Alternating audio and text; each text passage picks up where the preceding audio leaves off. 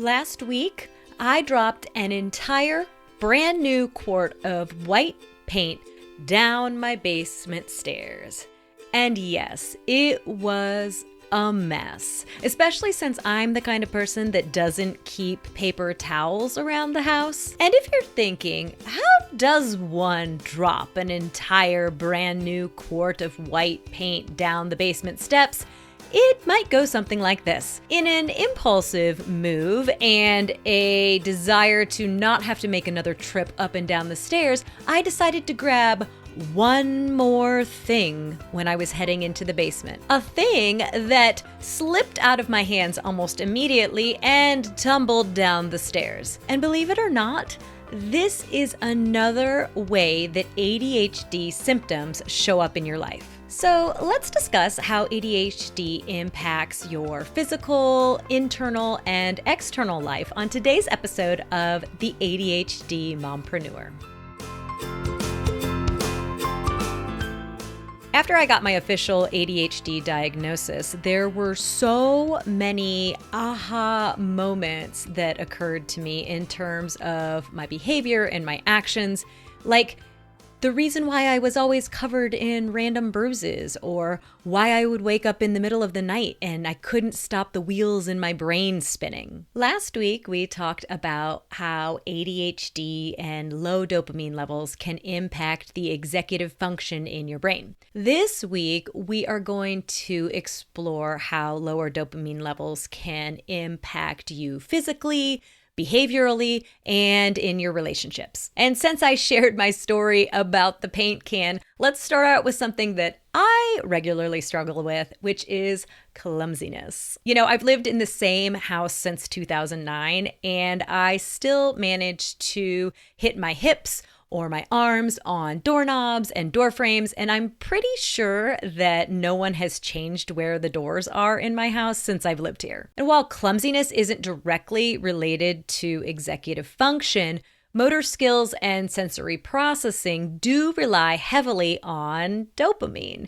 And if you are someone with chronically low dopamine levels, you may have a little bit more of a struggle with spatial awareness. Next, let's talk a little about hyperactivity, which obviously is in the name, attention deficit hyperactivity disorder, but I feel like it's a bit of a misnomer in terms of when I hear the word hyperactivity, I think about like an 8-year-old who has had too much cake at a birthday party and comes home and is bouncing off the walls. That's not necessarily how hyperactivity will always exhibit itself. In fact, any restless or fidgety behavior can qualify as hyperactivity. For me personally, it is tapping my foot. Whether it's when I'm watching TV or I'm trying to fall asleep at night or I'm doing my work, my foot will be constantly jumping up and down. It can also show up as interrupting people in conversations or excessive talking.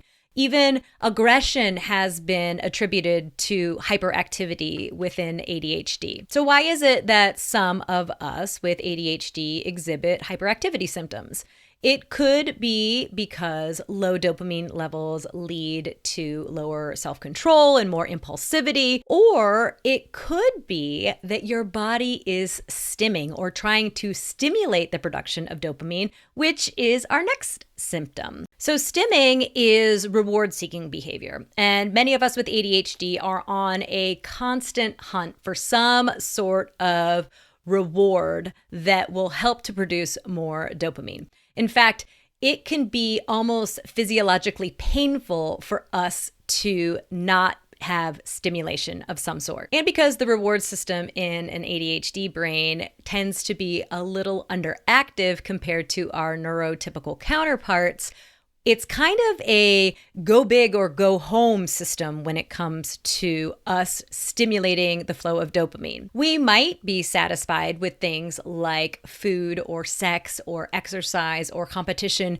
but what really gets us going a lot of times is high risk behavior. We're talking racing motorcycles or skydiving or gambling or compulsive shopping. But bigger isn't necessarily always better when it comes to stimulating dopamine for us ADHDers because it can lead to our fourth symptom, which is sleep issues. And sleep issues can be a little tricky because if you were to go to your doctor and say that you're having trouble sleeping and that you're finding that you are more forgetful or that you're having trouble focusing throughout the day, you could be experiencing sleep deprivation.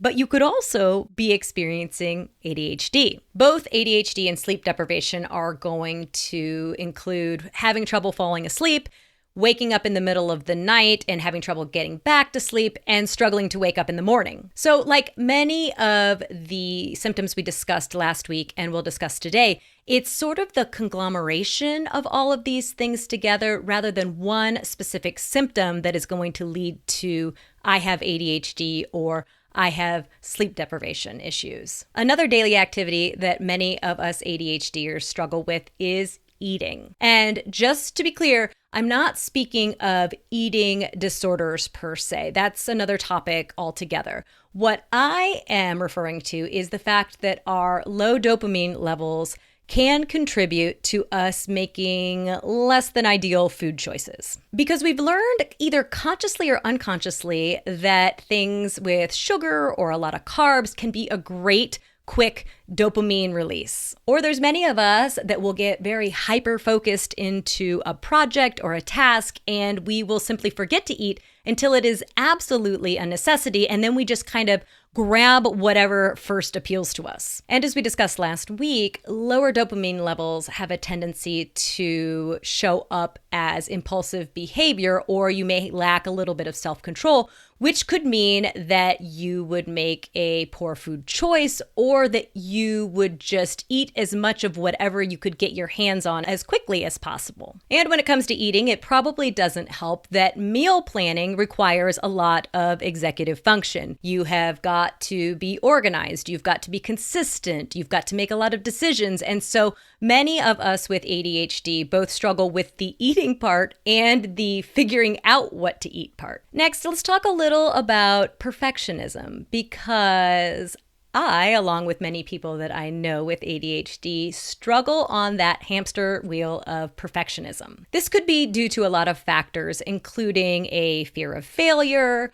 hyperfocus, or an attempt to control an outcome of a situation. Because if you create the perfect report, or you design the perfect room in your house, or you decorate the perfect cake for your kid's birthday, you are clearly reliable, motivated, and responsible, right? But perfectionism often leads to procrastination for many of us ADHDers, and it can show up in one of three ways. There is the perfectionism procrastination, which means that you are unable to start something until you have all the perfect ingredients or all the perfect supplies and the perfect amount of time and everything that you need so that you can make it completely perfect, which means that oftentimes you don't start at all. The second way you might use perfectionism as procrastination is if you have tried something similar in the past and failed, you may not want to start for fear that you will be unsuccessful this time again. And finally, you might use perfectionism as procrastination if you decide to spend your energy and effort on something that you do know that you can perfect,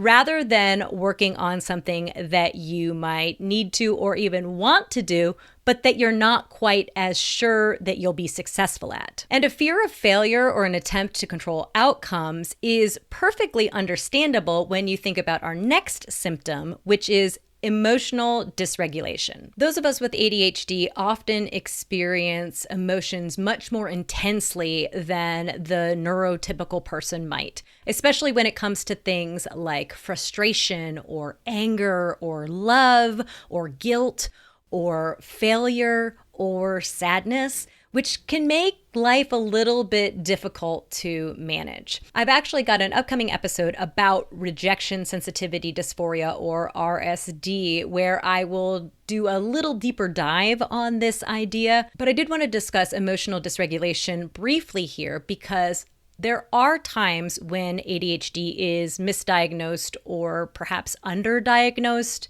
in terms of depression or anxiety because of these symptoms, these intense emotions that you're feeling. And while Depression and anxiety can be comorbid conditions with ADHD. Many times, if you treat the ADHD symptoms, it will help to remedy the symptoms of depression and anxiety.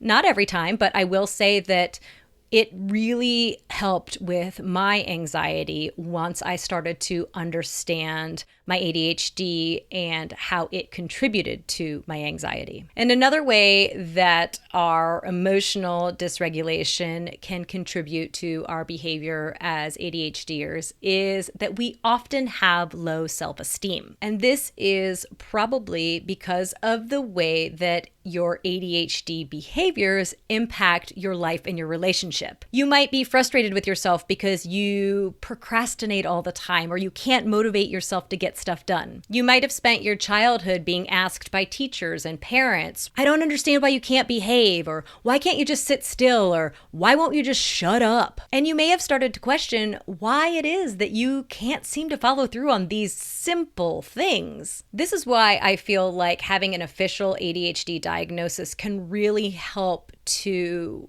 dig into some of this emotional baggage you may have, especially if you are diagnosed late in life. My diagnosis really helped me to process the idea that it wasn't that I wasn't trying to behave or that I didn't want to be quiet, but that my brain just for some reason wasn't getting the message and telling my mouth. And finally, our hyperactivity, forgetfulness, hair trigger tempers, and impulsivity can often make it difficult for us ADHDers to create friendships or maintain romantic relationships. One thing that I think is really great about the recent spotlight on neurodivergence over the last couple of years is that it helps the general public to understand that diagnoses like ADHD or ASD or OCD are your brain operating on a different OS rather than a chosen behavior that these people are making. My hope is that with this new understanding that society is gaining when it comes to neurodivergent diagnosis, that we will also start to see more awareness and acceptance in schools and in homes, that we're not trying to put everybody into the same box, but that we are trying to build different boxes to help to accommodate how these unique brains work. All right. So we have covered executive function symptoms. We've discussed how symptoms can impact us physically or internally or externally. What do we do with this information now? What if you've spent the last 2 weeks listening to me prattle on about all the ADHD symptoms and you're wondering what your next step should be? First, I recommend learning a little bit more about ADHD. I personally love to recommend the book Driven to Distraction by Dr. Edward Hallowell and Dr. John Rady. Both of these doctors are leading experts in the world on ADHD, and they both have been diagnosed with ADHD, so they write for their audience from a place of experience. If reading isn't your thing, there are so many podcasts and webinars and YouTube channels where you can start to learn a little bit more about how ADHD manifests itself. Next, I would encourage you, if it is possible, to seek an official diagnosis. And actually, I will be deep diving ADHD diagnosis next week on our episode. I'll talk about how to go about getting a diagnosis, why I decided to go through and get an official diagnosis, and what the actual diagnosis process looked like for both me and when I went through it with my son. I'd love to have you back next week, so be sure to hit that follow or subscribe button so you don't miss an episode of the ADHD Mompreneur.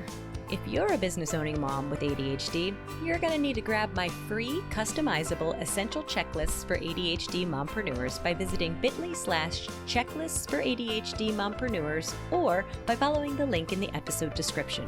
Do it now, before you forget. Until next time,